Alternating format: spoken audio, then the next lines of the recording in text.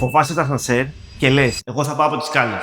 Είναι πιο ασφαλές. Θα σου χαλάσω λίγο αυτή την άποψη. Σύμφωνα με στοιχεία οργανισμών υγείας, οι πτώσεις από τις σκάλες είναι από τις πιο συχνές αιτίες τραυματισμών. Αποδεικνύονται δηλαδή πιο επικίνδυνες από το ασανσέρ. Μόνο στις ΗΠΑ, πάνω από 1 εκατομμύριο άνθρωποι καταλήγουν κάθε χρόνο να χρειάζονται ιατρική περίθαλψη μετά από πτώση στη σκάλα. Και δεν μιλάμε μόνο για μελανιές, περίπου 1 στους 5 παθαίνει κατάγματα. Άλλος 1 στους 5 καταλήγει με κρανιοεγκεφαλική κάκωση. Και στους ανθρώπους άνω των 65 ετών, οι σκάλες είναι από τις σημαντικότερες αιτίες σοβαρών τραυματισμών και καταγμάτων ισχύου. Ξέρεις πότε γίνονται τα περισσότερα ατυχήματα? Στην κάθοδο. Και ξέρεις γιατί? Βιαζόμαστε, κοιτάμε το κινητό, κρατάμε σακούλες ή έχουμε αφήσει πράγματα πάνω στα σκαλιά. Από την άλλη, ένα σωστά συντηρημένο ασανσέρ έχει πολλαπλά συστήματα ασφαλείας, φρένα, αρπάγες ασφαλείας και συνεχείς ελέγχους. Γι' αυτό και το πραγματικό πρόβλημα συνήθως δεν είναι τα ασανσέρ. Είναι ότι φοβόμαστε περισσότερο αυτό που δεν καταλαβαίνουμε. Δεν σου λέω να σταματήσεις να χρησιμοποιήσεις σκάλες, κάθε άλλο. Κάνεις και τη γυμναστική σου. Απλώς δεν χρειάζεται να ανεβαίνεις 10 ορόφους γιατί θεωρείς ότι το ασανσέρ σου είναι πιο επικίνδυνο. Γιατί τα νούμερα